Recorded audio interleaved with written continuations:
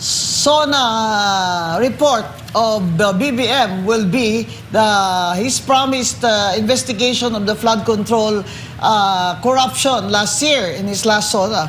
Pero ito ang ipinakahihintay ng marami at finally, nabigkas niya sa SONA address. Pero bakit ayaw niya sabihin ang pangalan ni Martin Romualdez? Parang mapait sa dila ni BBM na magsabi ng pangalan ng pinsan niya.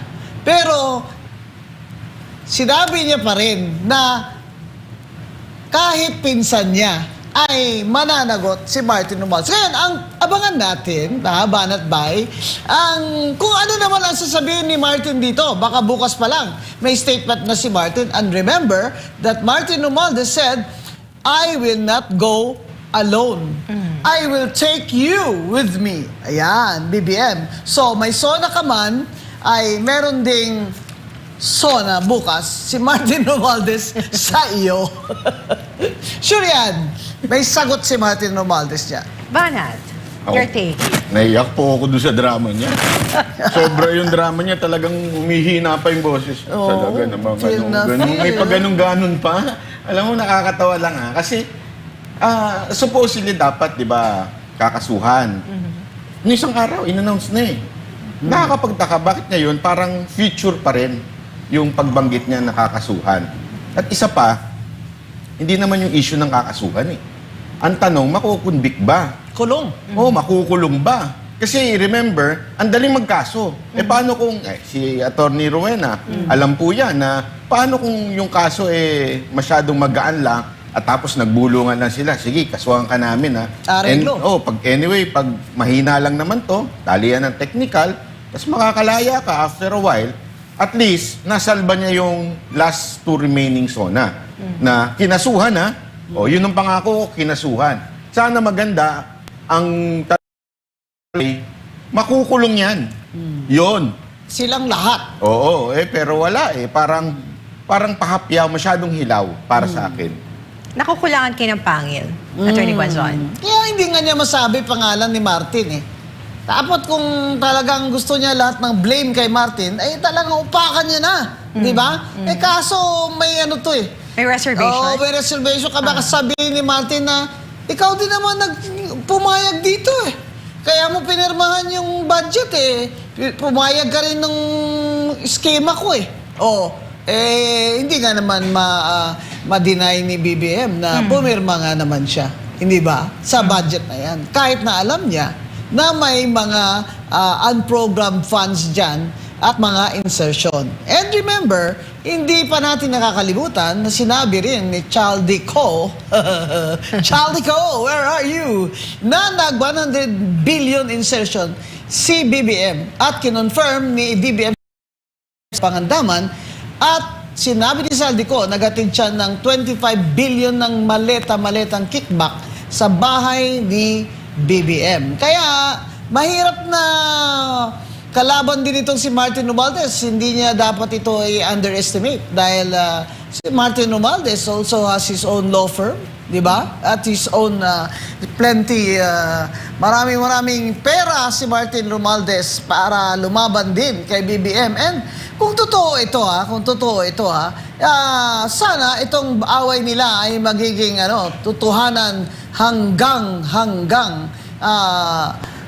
matapos ang pagkulong kay Martin Romualdez. So, kaya excited ako kung anong sagot ni Martin Romualdez dito dahil nagbanta siya I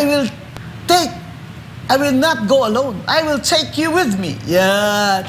Kaya, Martin, gumawa ka na ng sarili mong SONA bukas. Excited na kami. Pero, ang tanong, bakit si Bunoan na air condition 3 buwan na?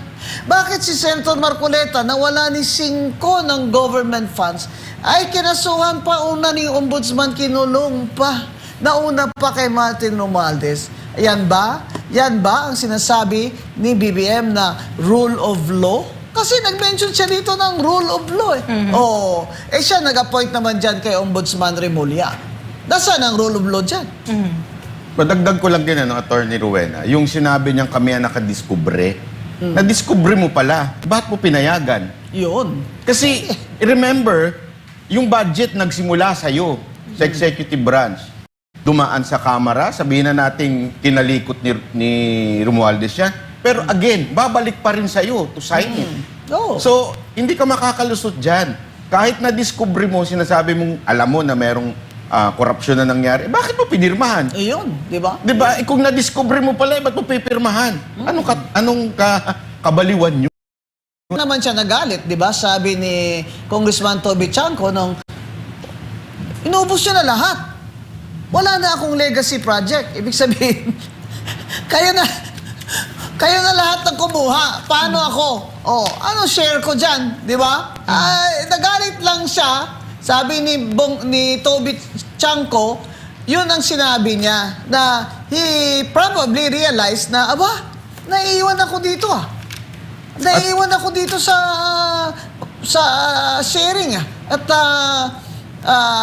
siguro na-shock siya na ganun kalaki pala ang parte ni Martin Romualdez at ng mga kontratista. Tingnan mo ayaw niyang sambitin ang mga pangalan At kung ayaw mo sambitin mga pangalan, ano ba yan sila? Mga santo? Ano, sacred cow? At Attorney Rowena, wag natin ialis yung anak niya, ang kanang kamay ni Romualdez. Yeah. So kung merong dumadaan muna sa anak niya. Majority leader, si Sandro, majority leader. Di ba? Kahit sa Committee on Appropriations ay, siyempre, may baton ang majority leader. At di ba sinabi dun sa 18 former security guards, former Marines ni Saldico na dun sa binuksan uli na Blue Ribbon hearing ni Senator Marcoleta, sinabi nila na naghatid din sila kay Sandro ng maletang pera dun sa Ilocos Norte. Tama ba yung narinig ko? Ito, attorney dagdag ko lang po. Kanina, minention po ni Bongbong Marcos, hindi ako pangulo ng aking pamilya. Hindi ako pangulo ng aking kaibigan. Ako ay pangulo ng Pilipinas at ang tungkulin ko ay sa inyo, mga kapwa ko, Pilipino.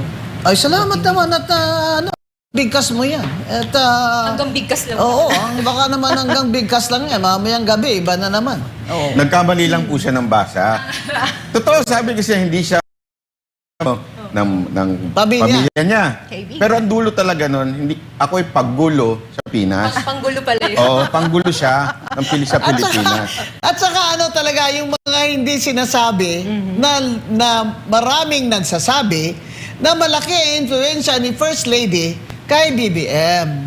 Kaya yan po ang parang noong naman panahon ni Ferdinand Marcos ay si First Lady Imelda Marcos ay napakalaki din ng role, Pero parang hindi ganito ang exposure. Kaya siguro nagalit na rin sila dahil sa laki naman ng skandalo at laki ng na-realize nila na ganyan pala kalaki ang nakukuha ni Martin Romualdez.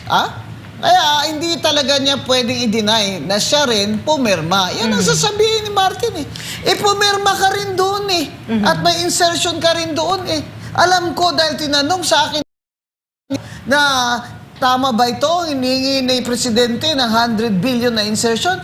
Ang sagot ni Martin Romualdez kay Zaldico, what the President wants, the President gets. Yun. And alam mo, Banat Bay at ni Guazon, may minention kasing figures si Pangulong Bongbong Marcos sa kanyang sona. Sabi niya, nasa halos 25 billion pesos na daw yung mga nabawi na pondo, mga na-freeze, na-preserve daw po.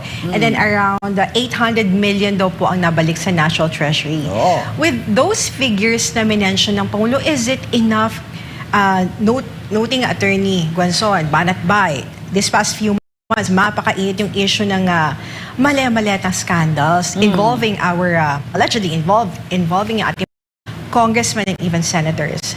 Bakit nag-mention mga ganitong figures pero parang masyado siyang parang Masyadong maliit. Maliit, yes. Kasi hindi lang naman DPWH budget dun sa infra ang involved dito funds pa na presidente lamang makapagsabi na sige gamitin yan sa flood control funds, which is exactly what happened.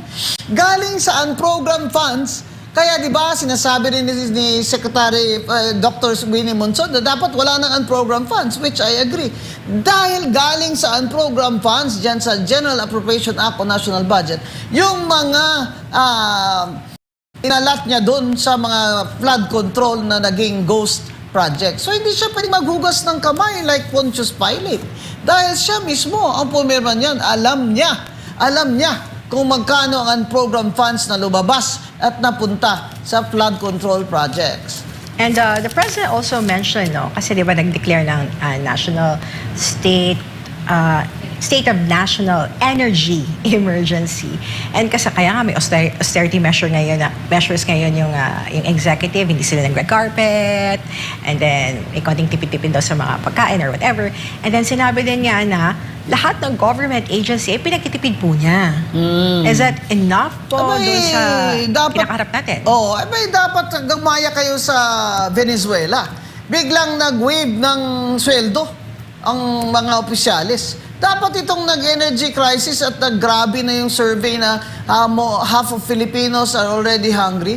Kayong mga senador, presidente o vice president, mga senador, congressman, mag-wave na rin kayo ng inyong isang buwan man lang na sweldo. Pero wala kasing sense of sacrifice itong si BBM. Lagi siyang prinsipe, di ba? He has always been the crown prince. Kaya what the president wants, the president gets. Itong sinasabi niya, Hana, na sinusoli yung 800 million, that's just the tip of the iceberg. Para lang yan ma-appease niya tayo. Pero kung titingnan mo yung isang report, ano ba yung nag-report dyan na 1.9 trillion ang flood control projects? Kung, say, i-round up natin sa 2 trillion, 1.9 trillion daw. Sa 2 trillion, sa 30% na kickback, dahil yun ang sinabi ng mga kontraktor at ni Saldico. Sa 30% ng 2 trillion, that's how many billions? That's 600 billion. Bakit bigyan mo kami ng 800 million? Parang matutuwa pa ba kami na sinuli nyo 800 million lang? Hirap na nga po ang mga tao. Di ba? Kung aside from that, bakit naman po selective naman? Pumunta akong jail Hana, I went to the jail in Payatas. Mga minor, mga DPWH, district engineer, mga project engineer, mga nakakulong doon. Wala man nakakulong doon na regional director. Wala nakakulong doon na undersecretary. Nasaan na yan si Bryce Hernandez? Bakit yan hindi nakakulong? Bakit lahat sila state witness? Pwede ba yun na si Bonoan state witness din? At alam ko na si Bonoan is state witness, ituturo niya si Martin Romualdez. Ang labo naman, si Bonoan is already secretary. Above Bonoan is already the president. Paano siya naging not the most guilty? Siya itong pumirma sa lahat. Siya yung nag-a-approve niyan lahat Di ba? Imposible naman yan. Tapos ngayon, hospital arrest lang siya. Diba? Talagang hindi tayo satisfied sa ginawang investigasyon at resulta ng flood control investigation. Dahil pinipili lang nila kung sino ikukulong nila. Okay. Sa akin, ang rating ko dyan, pasang-awa, 75. Sa flood control, corruption, investigation. Another topic po, Attorney Banabayan, Hana.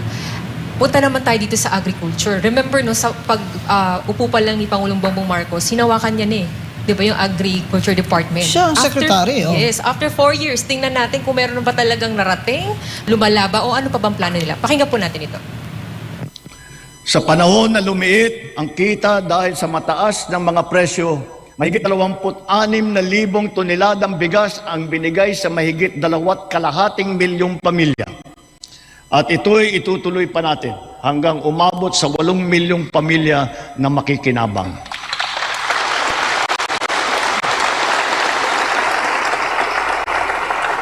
Patuloy pa rin ang programang Benteng Bigas Meron Na. Ito'y nakakapagbigay ginhawa sa mahigit 12 milyong Pilipino. Talungdan nating kadiwa ay nasa buong Pilipinas ay sabay pa rin nakakatulong sa mga namimili at sa mga magsasakat mangingisda na direktang nakakapagtinda ng kanilang mga produkto. Nagbigay din tayo ng suporta sa halos 2 milyong magsasaka at mangingisda sa kasagsagan ng mataas na presyo ng langis sa ilalim ng Presidential Assistance to Farmers, Fisherfolk and Families o yung tinatawag na PAF.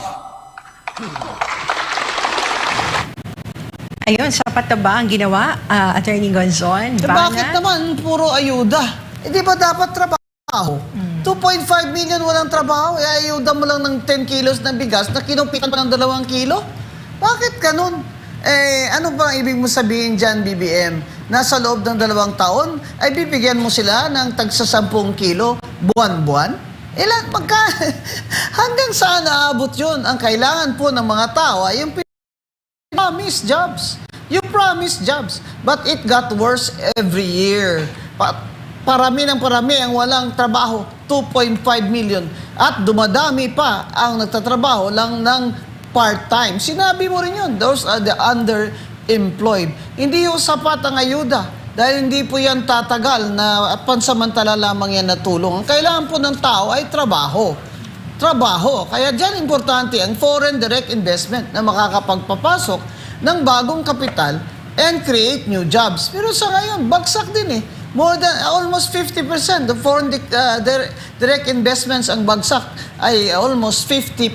So, no new jobs from foreign direct investments, and yet, Bongbong, I heard him, BBM said, na meron siyang nadalang investment, napasok na investment, pero wala siyang na-specify. Kasi